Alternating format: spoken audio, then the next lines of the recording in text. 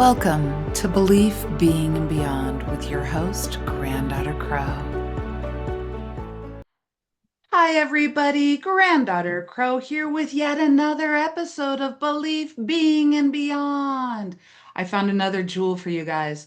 I had to travel halfway around the world in search of somebody who would be able to give us perspective on lived experience, on intuition. Let me tell you a little bit more about what I found for you. Perspective with Viv. Okay, so in on this podcast, she delves into self-growth. I'm all about that. Shadow work. You guys know I'm all about that. And personal transformation, shining and celebrating the beauty of art, film, and creativity. So it's really kind of beautiful for me because I see a direct correlation between being a creative and being an intuitive. Also, Viv also offers insight on tarot readings, astrology. We'll probably get into both of those a little bit. And I'm just so excited. Basically, she's a creative that does not fit in a box. She's also Nigerian and is based in Lagos, Nigeria. Without further ado, Viv, welcome to the podcast. I'm trying not to be too excited. Hi, thank you for having me, Granddaughter Crow. I'm so excited. Dialing in from Lagos, Nigeria. Hi to you and your listeners. Absolutely love it. And this is going to be so dynamic because I want I want the listeners to get to know you and Mm. what and how your lived experience influence and informs your spirituality and what that looks like. And but before I do, you guys, I got to tell you. So, synchronicity, you know how it works, magical synchronicity. Viv and I were drawn together. And like, I think my time zone is like 8 hours behind hers. And it's just like, wow. So this is going to be so much fun. Basically, I got on her podcast and we had so much to talk about that she's like, we got to do a part two. And Yeah. then I'm like, and I have to have you on my show. I have to share you with my people. So anyway, Viv, it's just so good to see you again. It really is dynamic the way that you and I have the ability to dance around and navigate through such deep conversations and spiritual explorations and perspectives that bring us straight together. I'm like, oh, this is my little sister. I love that. I feel like we really connected last episode, and I'm so glad that we have like two more sessions for us to exchange energy. Like it was amazing. Listeners, you're going to get like a feel of it when we start talking. Absolutely. So, we are going to be talking about spirituality, but really, I'm curious, and I'm sure my listeners are curious too. How being you were born in Nigeria, correct? Yes. And how did that basically all the questions are your lived experience and how it informed your spiritual practice. So to open it up, were you raised, what type of a spirituality were you raised in, or did you just find creativity? Tell us what was your childhood like with regard to spirituality? Okay, very good question. So I grew up Muslim, and a lot of people in my family are very heavy Muslims in a good way. Um, I have some Christians in my family as well, but each sect is deeply religious. So I grew up in that manner. I think spiritually speaking, I was highly intuitive as a child. I remember hearing voices and knowing it was my intuition and acting on it and thinking I was very magical until I became more scared of the outside world. So I no longer trusted my instincts. Um, Along the way, I continued with Islam, like it was just a normal part of me. And there was a year, and I think that year was 2017. I'd built a really strong relationship with God. I prayed. I did the Tajud prayers, which is the 3 o'clock prayers, early morning prayers, where we feel like the veil is thin. So if you pray around that time, your prayers are definitely going to be answered. So I was doing everything while still being like a party girl. So I was also like that person that said, yes, you can be religious, but you can also be somebody that has fun. I drink, all of that. I was like, and then I wasn't afraid to talk about sex. So I had that good balance of being part of an organized religion and still being a strong individual. 2017, my relationship with God was super good to the point where I could see how following my instincts were really leading me to places.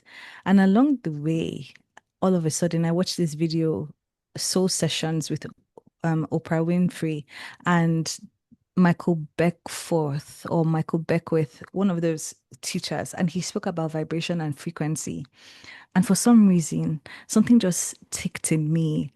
And I was like, there's so much more. And I think that God is showing me that there's so much more to the relationship that we can have. Like, okay, I've done so well with Islam. Like, I'd really done well to my level of, I'd finished the Quran twice. Like, I'd done things. I was very into it. I had like, groups that I would talk to women about. It wasn't that I was leading, but I would also share with women. I was even doing like a newsletter for my mom's Islamic foundation. So that was really something. But like that year, at that time, I trusted it because I'd already built a very strong relationship with God. So when I saw that video on frequency and vibration, I realized that there was so much more. And I began my spiritual journey. I started off a bit rocky. I think I stopped praying, but still had that relationship to God. I went into dream work.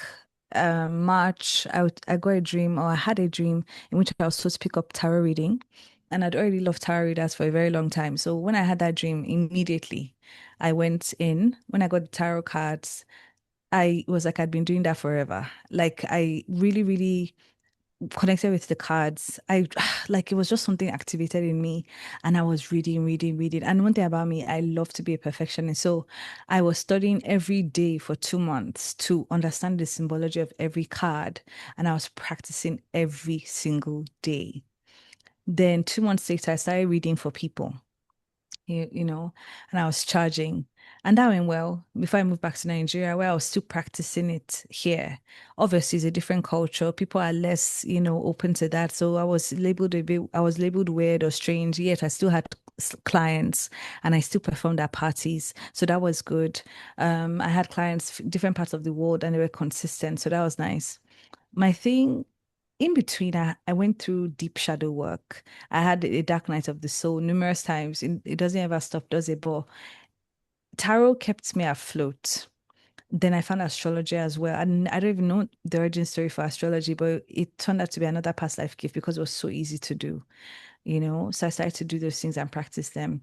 Along the line, one thing I have realized is that even if you're not part of an organized religion, you still have to cultivate that relationship with God.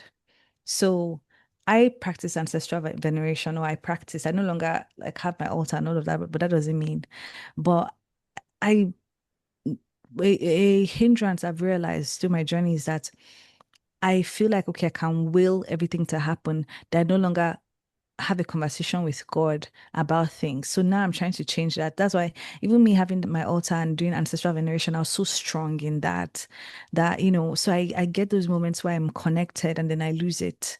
So I'm trying to get back on that track of conversing and being deep in practice, talking, having that conversation, and then seeing where it takes me. I love that. I'd love to get your perspective on something, go a little deeper on what you said. Perspective with Viv. Hello, we're doing this Hello. now. Yeah. The beauty between organized religion, irregardless of how the divine reveals itself, does provide a basis, a foundation to be able to learn how to commune with the divine. And Yeah. really, here at Belief, Being, and Beyond, that's exactly what we do. This podcast is basically birthed from my book, Belief, Being, and Beyond. And that really talked about, although we can be very different, the beauty is at the core, we are all the same. And I really think that this show is also going to exemplify that.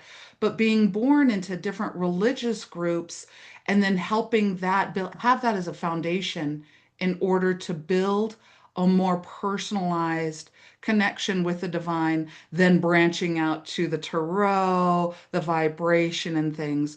What is your opinion about organized religion and also spirituality and a direct connection? Okay, so what's the connection between both of them? And then what's the difference between both of them? Is that what you're saying? Yes. Okay. So, yeah, one of the connections I would say that organized religion has with spirituality is conversations with the divine. It's about intuition. It's about connecting to that deeper spirit inside of you and letting that lead you and guide you to where you're going. So, somebody coming from organized religion, at least if they've really done it right, they hold on to the importance of conversing, of asking for something, or maybe not even asking, because I feel like my limitation with prayer is I don't like to ask for things. So I decide to change it to talking about things and being grateful. Yeah, I don't know why. I don't know. Like sometimes I have a good trajectory of praying or, venerating, and then I stop. And it's like I keep trying to stop that connection. Maybe I don't want to go deeper into myself. So that's the spiritual journey. It's really about seeing yourself on a deeper level. The difference that spirituality has with organized religion is that we're using the God that we're serving as the mirror with which we do shadow work. And that means that the shadow work is limited because you're seeing yourself or you're using the God as the surface with which you reflect. And that's not bad. But I feel like it stops people from going a bit deeper, like much deeper into themselves, like much deeper. I feel, because I think a lot of people think that, okay, if they do the practices of religion, or they pray, they go to church, they go to the mosque, then they're good people. But spirituality causes you to go deeper. Am I a good person at heart? Am I leading from goodness? Do I love? You know, a lot of people that call themselves heavily religious have bad hearts that I've seen. They still have envy, they still have malice. But you have people that are spiritual, that have done the work. When they recognize jealousy or envy, they transmute it as opposed to letting it fester. And I think that's the difference. I'm not saying that organized religion doesn't talk about jealousy and envy, but for some reason, what I'm seeing is that despite people engaging in practices that show that they are good in that religion, inside innately they're still doing things that are just not right, that just don't align with who you would regard as somebody that is highly religious. What I love about spirituality is that it allows you to think way outside the box. Organized religion, for me personally, I feel has a box because once you start crossing your lines to think about certain things that may go against the book, then you find yourself in cognitive dissonance like, oh, this is wrong. The Bible says it's wrong. The Quran says it's wrong. For me as a person, I've always liked to have expansion. I've always liked to feel like there's freedom to really experience limits or experience how far things can go in terms of thought form, you know? So I don't like that limitation. I want to think really broadly with my mind. So I love that spirituality allows you to really see the vastness of life, to go so far in places, to go into topics that are taboo, to learn about those taboo things, to go deep within yourself, to be able to feel confident enough to show your shadow, because shadow work is just the basis of spirituality. To be able to say, okay, I'm a balance of shadow and light. Do you get what I'm saying? Yes. Like, I feel like that's the difference for me. I love that. I've never heard it articulated that spirituality actually assists you to look deeper at yourself, to include your shadows. That's rich right there. I love it. So, Viv, a little bit more about your lived experience. In our last conversation, you had mentioned going to secondary school in like Europe, or how did you get there, and what did you go for, and where'd you go? Okay. So I did my primary and secondary school here in Nigeria. I went to England for A levels. So that's 2 years where you're 16, 17, 16 to 18 before you go into university. Okay. So A levels, I was in England. Oh my goodness. It was such a contrast to being in Nigeria though. to being in Nigeria the whole time. Like, for example, I found that naturally, instinctually, I didn't want to learn the accent. I didn't want to change my accent. Like, I didn't want it to be fully indoctrinated into being British. I love the British accent, yes, but I felt like that was my identity, my accent. And there's always this kind of thing around accents anyway. So at 16, I was so proud of myself to just when I was looking back to say, wow, you were that young and no one told you, and you just felt like I didn't need to change my accent for anyone, but you'd still be able to comprehend me. So one thing that and yeah, even coming back for holiday, people would be like, you go to school abroad and you don't have an accent. And I found that to be the most there's a word that was on tip of my tongue, ignorant statement to make. Like, come on. It's really Hmm. about the education after all. So I was in England for 2 years, and I'm not going to lie to you, that was shadow work in itself because I was depressed. It's like I always knew that I had low self-esteem in school, but now I felt like I couldn't hide it more because I was in a foreign country and I just wasn't confident enough to show up as my strong self, as my real self. I wasn't, in fact, I didn't feel like I had the will to do it. Like I just couldn't. So that was shadow work in itself. That was a deep, dark time. Yeah. And I was in it for 2 years. But what I do love is that that is where my real creativity began to show. Like in that shadow, in that darkness, my love for painting was transformed into photography because I didn't have that painting skill. So I started photography and I used photography to express. I used video to express. I wrote, I did acting, I read scripts, I watched movies. I just poured myself into creativity as an outlet to escape my life. I was doing sciences at the time, and British science is different from the science in Nigeria. So it's more applied. So none of the subjects I was studying were things that I enjoyed. All I knew is that at first I came in wanting to be a doctor, but like I ended up leaving knowing that I wanted to be an engineer. So I ended up being an engineer, chemical engineer and an environmental engineer when I did my master's. So I have like a dual engineering degree. I didn't know Now, that. yeah, now you do. I love Now, education as well. I know you're in education, so an academic girl. I love studying. I love being in school. So I'm an engineer, but like while I was at A levels, oh my goodness, the pain, the depression, the sadness, everything that just came from me not being my true self, I yeah. just poured it all into creativity. I was producing music. There was nothing creative that I wasn't doing. I was doing it all. And because I knew that I was abroad, I took advantage of what you wouldn't necessarily experience in school, like trips, like excursions, adventures. Like I walked 7 hills at night for cancer. I just did things like so everything that I was feeling in terms of shadow, I put it into activity and into creativity. And I wouldn't know that that would eventually be the basis for my spiritual awakening in 2017. Yeah. Oh, wow. See, you know what's so brilliant about that is I was sitting here thinking, oh, well, you're a creative. Of course, spirituality, intuition makes sense, because the right hemisphere is about abstract, creative, dreams, intuition, and then the left hemisphere is all about logic and learning and all of this. And usually you find somebody who is on one side or the other, but engineering, my dear, that is like hardcore. Thank You, you. yeah. And so another thing that I love about what you just said was that it was almost like you naturally were able to take the dark night of the soul, the shadow work when you're feeling so insecure. Because I know people, it doesn't matter what age you are, you sometimes go into these like courses, spirit takes you through, okay, let's do some shadow work, let's look at your insecurities. And in that process, I mean, did you organically just move into creativity or did somebody direct you there? Because that is the most beautiful, beautiful expression after doing shadow work to find a creative source within yourself. Did Thank somebody you. That's tell a you really to good do question. that? Or, yeah. No. It was all me. And I'll tell you the truth. So the only creative thing I did when from 7 to 17 was writing songs. That's all I did. I didn't even regard myself as a creative. I wrote songs because I wanted to be a musician. I was deeply science oriented. Like sciences were my thing in school. Like I loved like arts and humanities. That was another thing that I could have done. But like I chose sciences because I loved it so much. Okay.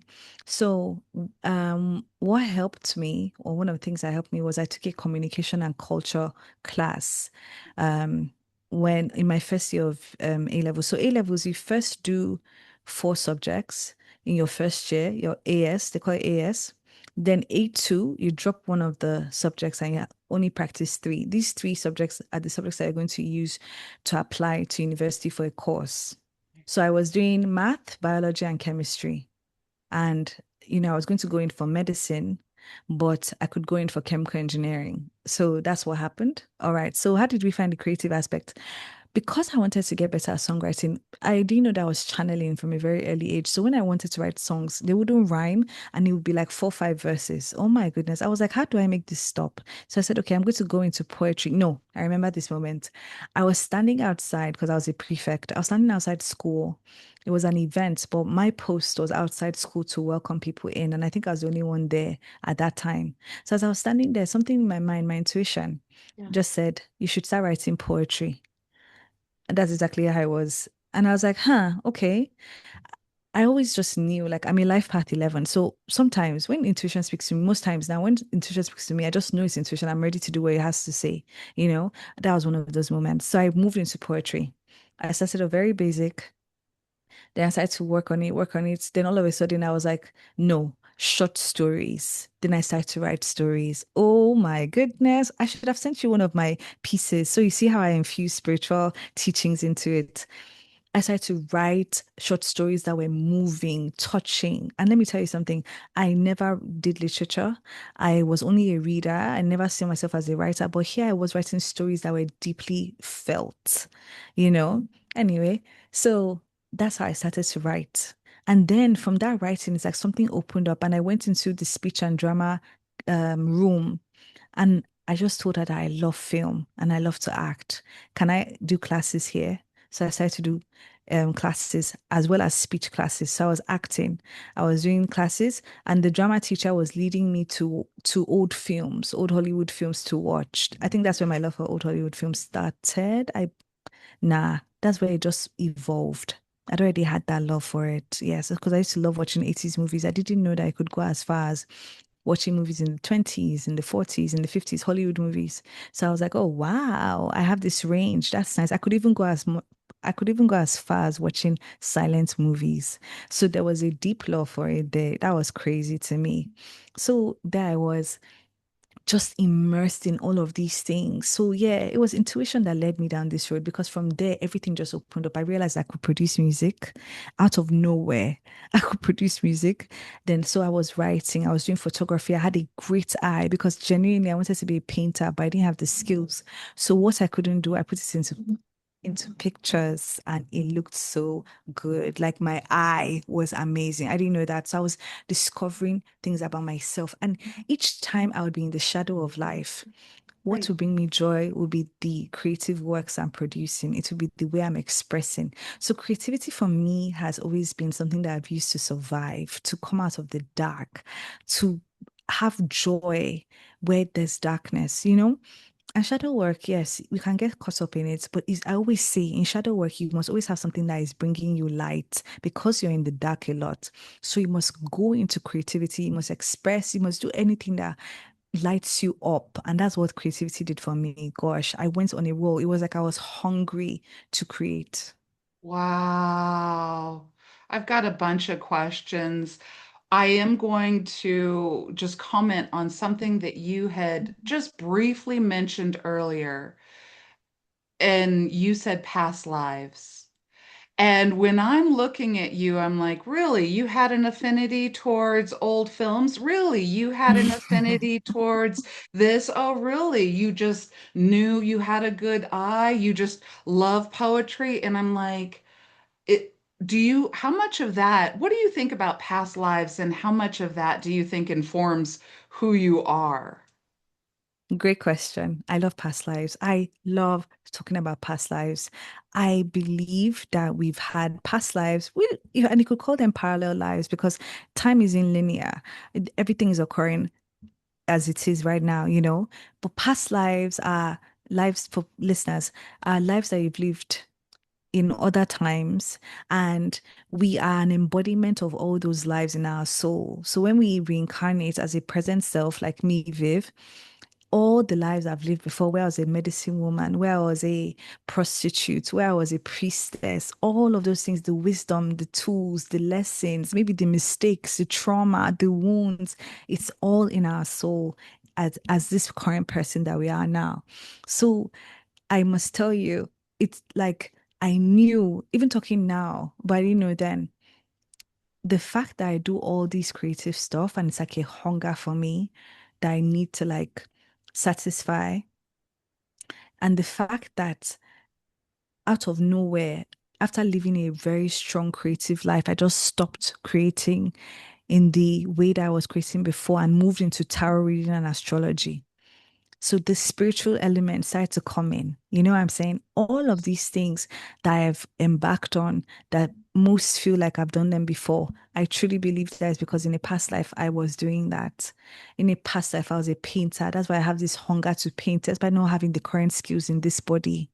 You know, in another life, I was a priestess. That's why I have a podcast. And that's why when I write my stories, I put spiritual teachings in it. It just comes naturally. All of these things show me that an old soul. Everybody has always said I'm an old soul. Like I speak with just wisdom, that kind of thing. And it's really just from the soul. It's really because you know that you've been here before numerous times and like you're possibly an elder, but you're just having fun reincarnating as a young, beautiful Nigerian lady, called Viv. Mhm. I absolutely love that because I agree. There's so much more to our individual souls than just this lifetime. And like you said, whether you want to call them past lives or parallel lives, all of that kind of stuff with all of the now happening, it's really kind of beautiful that you were able to uncover a lot of that light that you talked about that you were searching for in the shadow that the past lives started emerging. I just love it. Okay, so more to your story. So where did you go to university? So I went to university in Birmingham in England. Yeah. And Oh, wow. okay, and then I went for my master's in London. Okay. Okay. And did you have, like, how did spirit continue to evolve you into perspectives with Viv and intuition and dreams and all of that? What part of the story was that you experienced in your spirituality? Very good question. Okay, so the first part, but I didn't know that I was spiritual, was when I was on the timeline of bliss, 2016. I graduated with honors and we'd gone on vacation. I was having life experiences that I enjoyed. I was truly, truly happy, right? I didn't know that that was me being in bliss, I didn't know that that was me being in true alignment with my timeline, the timeline I was meant to be on. 2017 was it 2017? 2017. I went to London for masters. I did my masters twice because I dropped out the first time. Not many people know this actually. So I dropped out. Um, because when I went to London, I was just hit with this heavy depression. I Mm. was like, I'm not sure. Am I doing the right thing? Maybe I should have waited before doing my master's. I'm doing more creative stuff now. I'm not as interested in this engineering thing as I was before. Then I said to myself, it's not that I'm not interested in this engineering thing. I wish I was doing environmental engineering as opposed to advanced chemical engineering. Like I love the environment. So all of those things. And I was just doing well with photography. Like intuition came in one time. Like I said, 2017 was when I'd cultivated a relationship with God. So one day in February or night in February, because I was in London alone, I was living alone. And I've always been alone. And so I wouldn't say that it was me being alone that made me depressed. I was just depressed for some reason. So a random time, a random day, I just heard a voice say, you need to post your pictures on Twitter now. You need to do that right now. right now. Post it right now. Don't wait. Post it right now. So I posted it. These pictures that I posted are pictures from my series called the Displacement series. Now, the Displacement series is made up of pictures taken in Nigeria, photoshopped into scenes taken abroad. So you could find two hawkers that were in Lagos in a park in Rittenhouse Square Park in Philly. You could find keke peps, which are kind of like little taxis or tricycles. Thank you. Tricycles, but they're yellow. Okay. I put them in New York with the yellow taxis. Yes. So just, yes. Oh, so you have been weaving Thank you. intercultural From the expression beginning of time. throughout Yes. space and time. I got chills.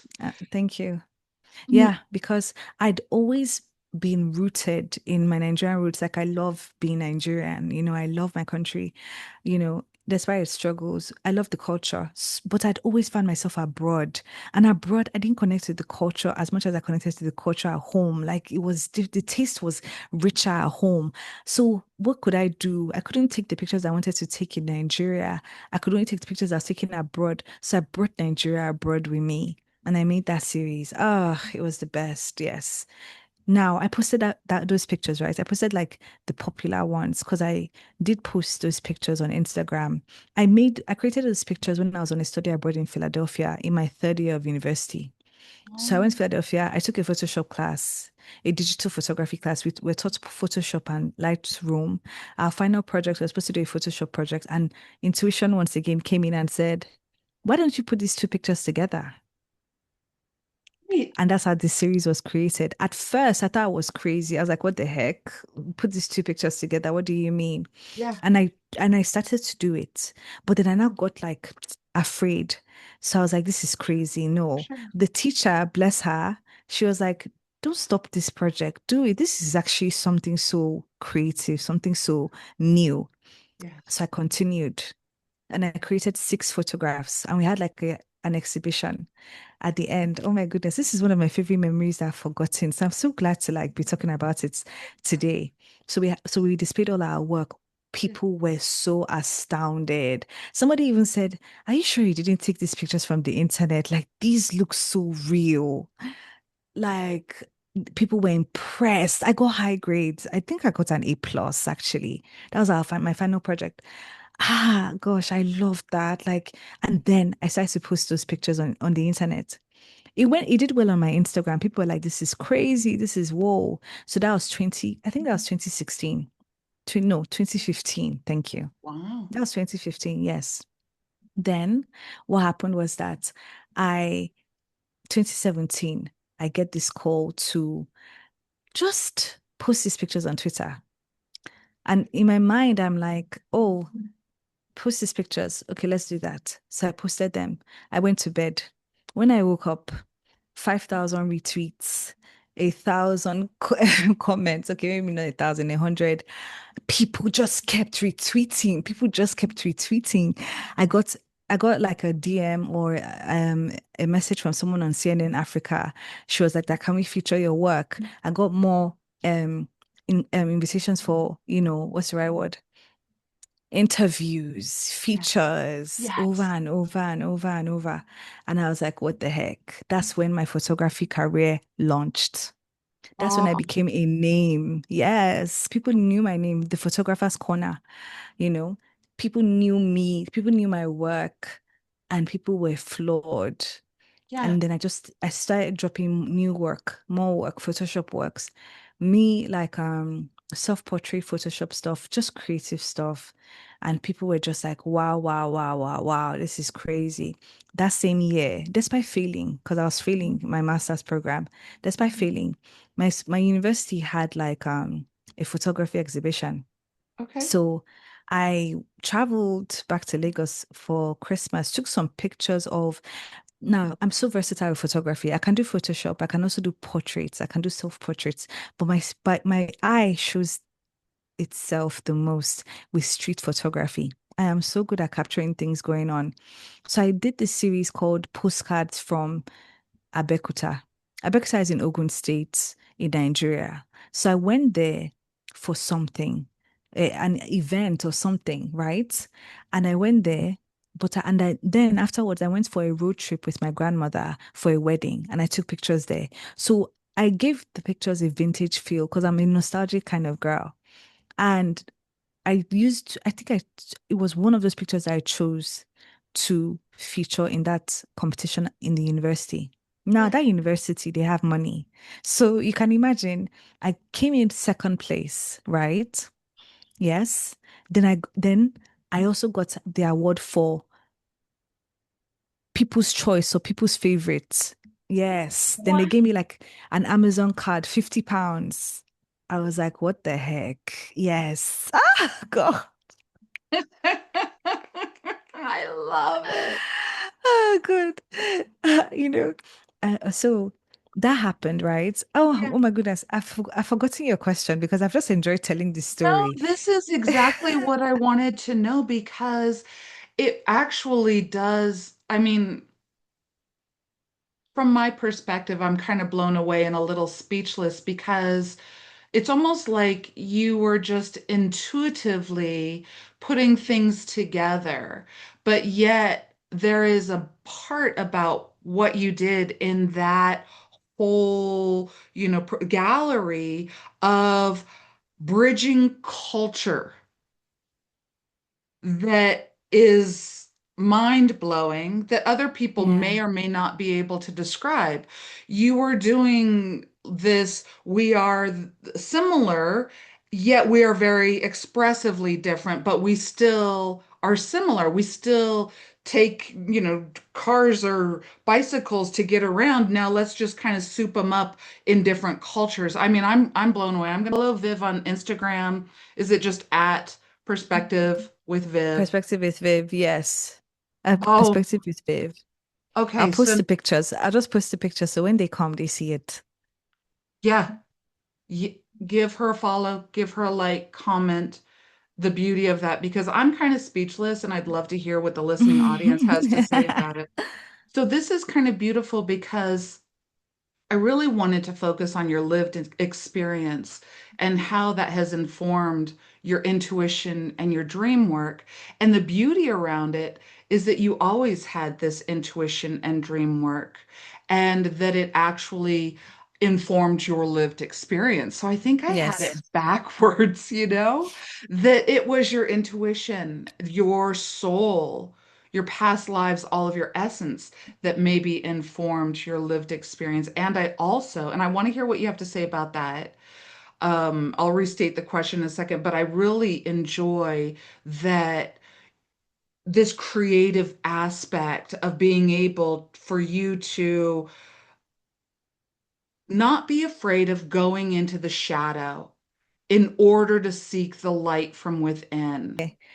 You know, it's beautiful to know that intuition has always been there and to have these like checkpoints in which it spoke and I listened. I've always said that intuition is easier for me to listen to through art as opposed to through life.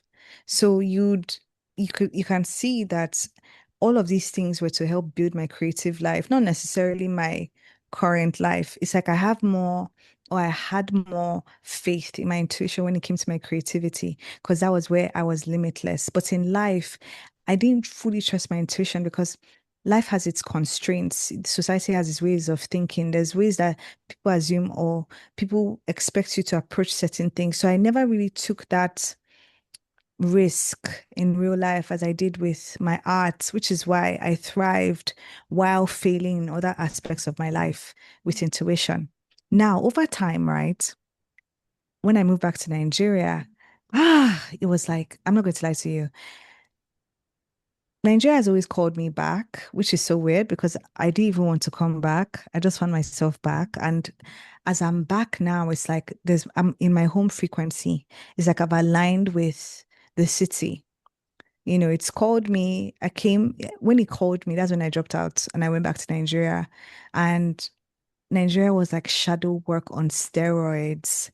Can you use your voice? Can you stand up for yourself? How are you handling living with your parents again after so many years apart?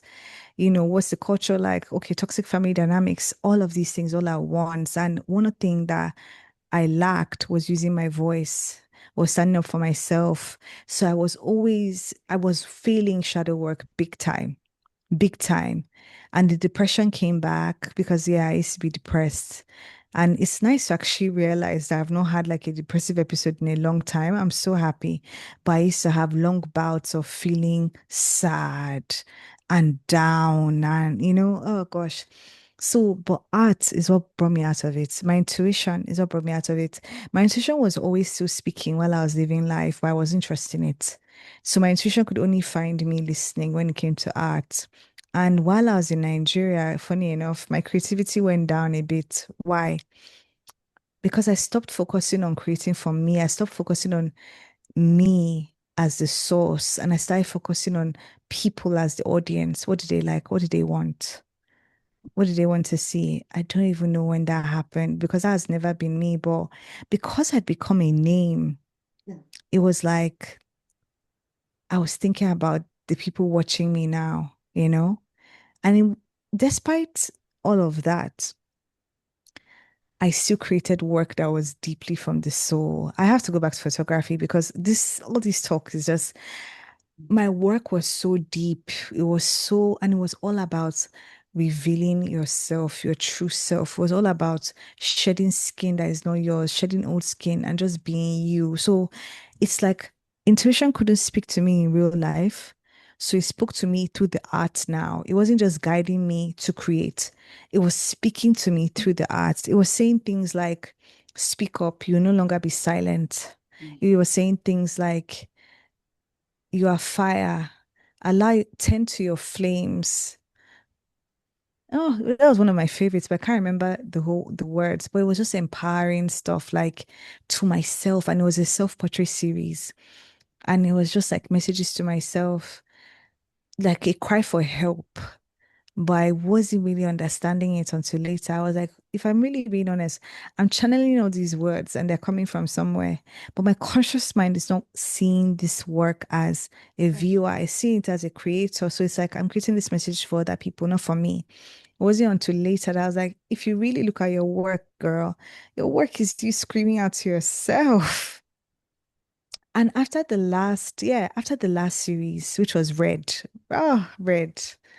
Red was a series, gosh. You're taking me down memory lane. Wow. It's funny because like I went for an art exhibition like maybe a week ago. It was like 2 weeks ago. And I was like, I need to go back to photography. And I was like, the hell, I was like, where's that coming from? Because I left photography in a way that I was like, after being such a force for yourself, you really just stepped away like that. But that's the spiritual path. I'm getting there. Right. So, yeah, that's the spiritual part because Red, I did Red. Red was about, I was in the thick of it with Red. I was in the thick of my depression with Red.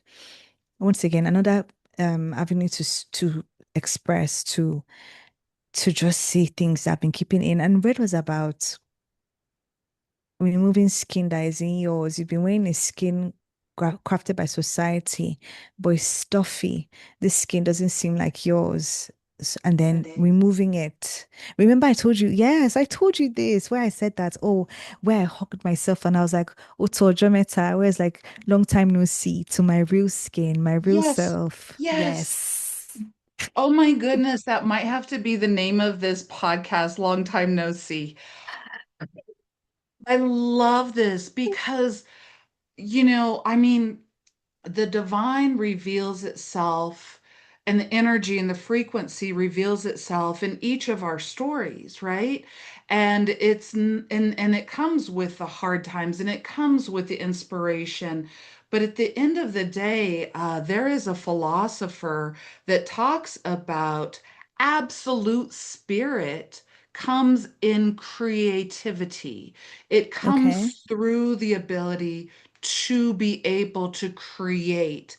And myself, I'm not, well, maybe not in this lifetime. I almost have to stop myself. I'm like, maybe I am an artist and I don't know it yet, at this point. I'm like, but this creativity that flows through is, I think, something that is so beautiful and authentic. And yet, after you show your authenticity, for such a long time, this is my lived experience as well. All of a sudden, you start doing it for other people, and what do they want? And what do they want? And you start losing yourself, and you have to come back home. And when you come back home, it's like, oh, I feel myself again. My whole thing is about empowering, inspiring, and encouraging people to be authentic. And there are so many reasons why. And that the more authentic you can become, the more that you actually are who the creator made you to be. What was it that caused you to continue to return to self? Like, what would you explain that to be at this point in your life? If I'm really being honest, Yes, what please. caused me to return to self was the fact that I knew that being myself was the best thing ever. Like there was no better person to be but me. Like I my spirit kept telling me that you are missing out not being yourself and being somebody else. You are so much more interesting, so much more dynamic, so much more vibrant. Gosh, can you get here already? Which is why my work was about the self. I don't think that's a coincidence. Like it was like puzzle pieces. You get me? Everything I was creating was to lead me back to self because I needed to be myself in order to create the real work that I came here to create, in order to activate people the way I'm meant to. Because all of a sudden in my creative journey, I've ended up having a podcast and we're on 5 seasons, and it's like a space in which I am myself. And guess what? A random day in 2022, I believe, or 2021, yeah, start a podcast. Yeah. That's what intuition said. Start a podcast. Yeah, just start a Yeah. podcast. And I said, okay, you know what? That sounds good. I'll sit down on it. Sat down on it, learned why I needed to start it. Started it like a month later or two late, or a month or two. And it's been on ever since. Oh, so Perspectives with Viv, people listen to it, follow her on Instagram. It's so dynamic and rich. The beauty around it is not so much what talk about with intuition. It's about you showing us what it looks like in action. It's Hmm. about you showing us how, even if it's difficult, that those two are opportunities to dig a little bit deeper inside yourself and that your intuition will be there and that just following your soul and that vibration is what brings you home. The creator, however it reveals itself to you, whatever you call it, put inside of you, created you to be you, right? And if you try to be anybody else, you are not honoring what the creator created. And the creator doesn't screw up. And it's absolutely beautiful. I'm just like, okay, give us one more thing that you believe that the listening audience would benefit from your story. What would you Okay. like to say to them? I think I'd like to talk about me presently so they know, like we've spoken about the entire journey. Where am I now? Yes. Honestly, I'm going to link it back to home frequency. Okay. So I feel like I'd been called numerous times to return home, right? Yes. And I was always fighting being back here because I felt like, okay, there's a system, there's a rule, there's a way the game is played here to thrive. And I don't know if I'm able to play it, because I'm neurodivergent. It seemed like people already knew how the system works, they knew the path to take to get to where they're going, but I've always been different. So I was like, how am I going to come back there? Every time I thought about going back, even though I loved going back for holiday, I just always thought that I don't want to go back because anytime I'm back home in Nigeria, I conform, I lose who I truly am, my magic disappears, I'm not able to manifest anymore. I start feeling like a normal person in the Right. matrix and I lose everything that makes me me. Right.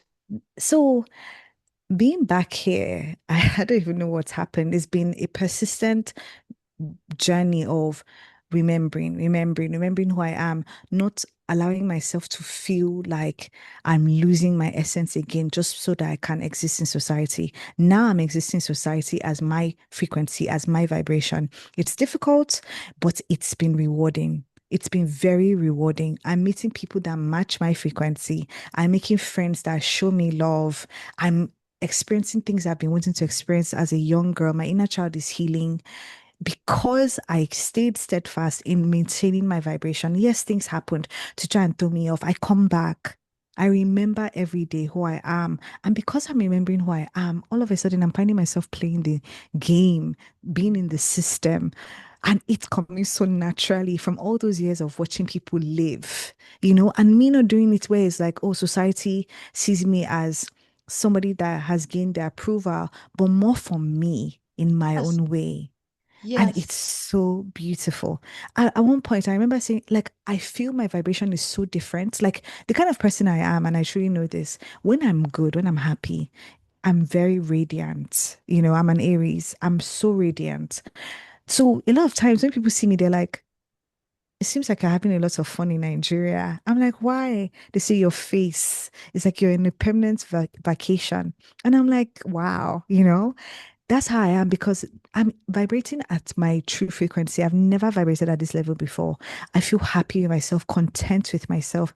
And I was saying to myself last week that, oh my God, it's like I'm vibrating in on the same frequency as the city now. Like me and this city have come together as one. We're vibrating as one now. Like things are aligned. Magical things are happening almost every day. Like even in the mundane life is still magical. You know what I'm saying? Even in the mundane, life is magical. Life is beautiful. I'm experiencing things I've never experienced before. I'm doing things I've never done before. I'm shining. And as I shine, there's so much energy for the creative work. There's so much energy because every time I'm full, I need a space to express. So photography, I stopped it after I read my series because I felt complete. Along the Oh, way, I had the dream about okay. the tarot cards, picked up the tarot cards, never went back to photography, only took pictures personally, but never posed myself as a photographer. I completely changed my content from photography to tarot reading. And imagine having a fan base, a Nigerian fan base, all of a sudden, the photographer that they follow is doing tarot readings and they don't understand it. I lost a lot of followers. I started from scratch in terms of following, in terms of people that supported my work because people couldn't understand it. And I know it was a drastic change. You get me? Photography is a very lucrative business in Lagos. It's like, in Nigeria, it's one of the hobbies that makes you stand out amongst others like videography and all of that, and now podcasting.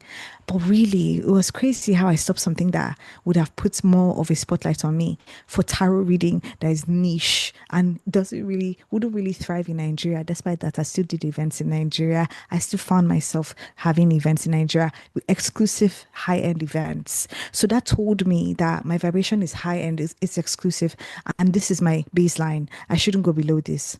Then I went to London and then I started to thrive. I started my business and I did up to 60 events in London for big brands.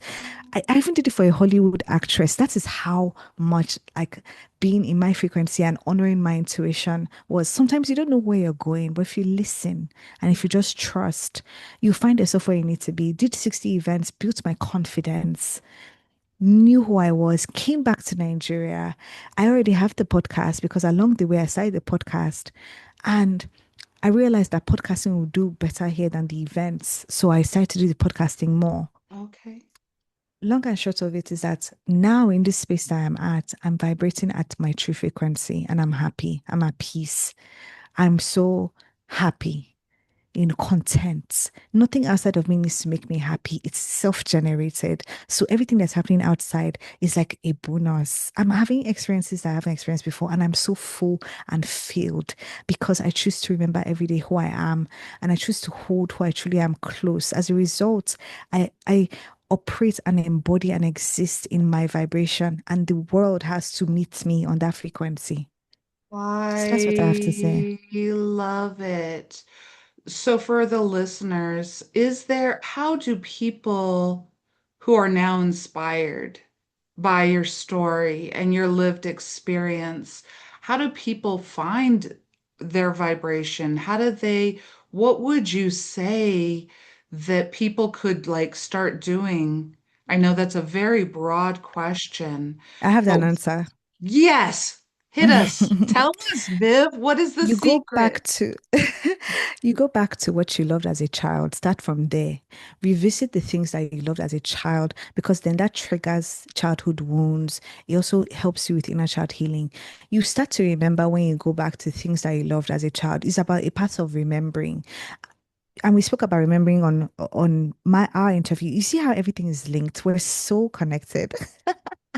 I That's am the past with you. remembering. Yeah, Yes. you go back, right? So you do that, things you loved as a child. Yes. Then look at yourself currently, right? What lights you up now? I don't know what it is, but when you consistently engage in things that light you up, you start to have epiphanies and clarity. And you start to be able to remember things about yourself. The shadows start to come as well, because where there is light, shadow will show itself. So all those things stimulate something inside of you. That's where the true process begins. And while you start doing that shadow work and that process of remembering, because things will come up. Hold those things that light you up close so that you can continue to do the shadow work and still feel rejuvenated. You're going to have childhood traumas come up, past wounds, memories come up. All those things are meant to be transmuted. That is how you heal, but that's how you remember. So that's what I'll Whoa. say to the listeners. Woo.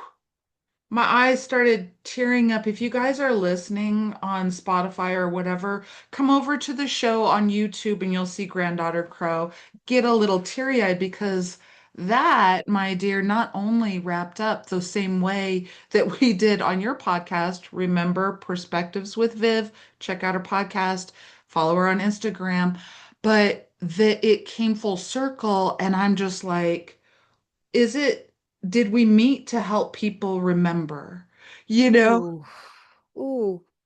And the more that you remember who and what you are, the more your intuition kicks in. And just like Viv said, yeah, you're going to have some shadow down there, you're going to have some trauma, but it's worth it. Long time no see.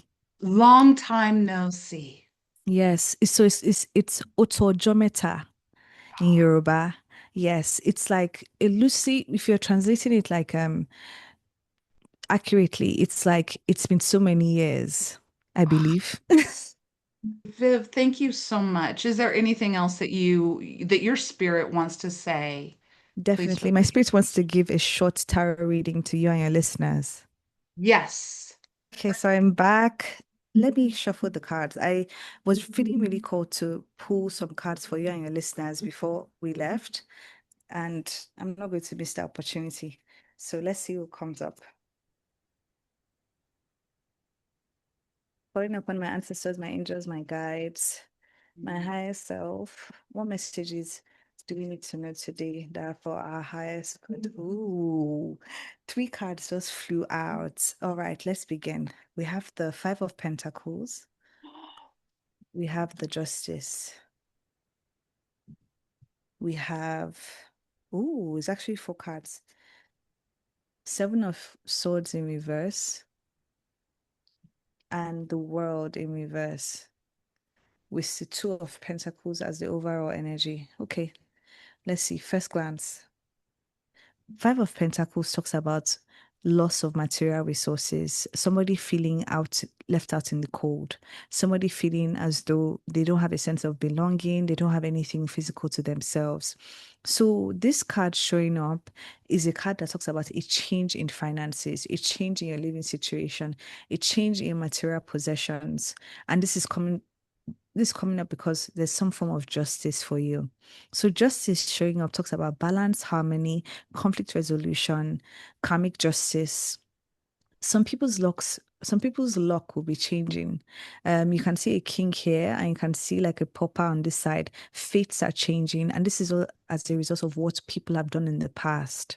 So, if people see changes in their finances, in their material possessions, just know there's an element of karma. Is life balancing itself out? Because Libra is about balance, it's about the skills. What have we done in the past, and how is it showing up now? The next card we have is the Seven of Swords in reverse. Seven of Swords in reverse talks about how there's no deception here in whatever situation that it is that you're going through. You can trust it. You know, so for some people, it's like when good things come their way, they're very doubtful because they're not used to it. It's not their usual luck. So when you see opportunities that seem too good to be true, trust it. There's no deception here. You can do it. This is something that you can invest in. This is something that will change your material status, okay, your finances. You have the world in reverse here. And as soon as I saw it, I thought to myself, some people don't know that they may have been holding themselves back, that there's some form of stagnancy that they've been nurturing in their lives. So they've been unable to level up. That's why they've had a particular kind of um, financial life, relationship with money. They've always felt like maybe they didn't have stability. It's been a mindset. There's been a mindset, and you'll be called to have a change of mindset in order to engage and receive this luck. That's why the world is in reverse, because it's on its way to turning upright. You will end up having a spiritual upgrade. You'll end up having a shift, there'll be a transition in which your luck changes. Anytime you're praying, pray to be able to maintain your blessings, your prayers. Pray that when your prayers are answered, you're able to maintain them. That is the energy that I'm getting now. Okay. So, yes, some people may have be having bad luck in terms of finances, and then they pray for an opportunity, and the opportunity comes. Don't let self-sabotage stop you from accepting it and benefiting from it. Don't contribute to your stagnancy. Look at ways in which your mindset, your limitations are holding you back from attaining an upgrade in life. All right. Because it's coming. I have this overall energy being the two of pentacles, which is nice because what it's saying is that right now there's an imbalance in finances for some people. But that's going to change. The opportunities are going to come, and eventually they're going to start balancing multiple income streams. They're going to start having opportunities to connect with people abroad, international connections, and international network. All of this comes from a change of mindset. The things skills are balancing out for people. You see how this card had a king on one side, or has a king on one side, and a pauper on the other side. Are you going to change your mindset to shift from that of lack to that of abundance? It is that shift in mindset that will change your material life, your material world. It is that embrace of good luck, opportunities, fortune shining on you that will allow you to spiritually upgrade in life and therefore upgrade in your material world. So that's my message for your listeners. Oh, thank you so much, Viv. Viv does tarot follow. Viv, all of the information to follow will be down below. And Viv, thank you so much. You It's my are, pleasure. yeah, you're absolutely amazing. Thank you for being on the show and sharing your lived experience. People I absolutely love bringing great people to great people. And here is another prime example of a lived experience that doesn't run away from their shadow, that Mm. actually works with their intuition, that mines the jewels within to become that authenticity. I hope that you listeners got inspired. Please feel free to share this with whoever you know that this would inspire. And I love you guys, and we'll see you on the flippity flip.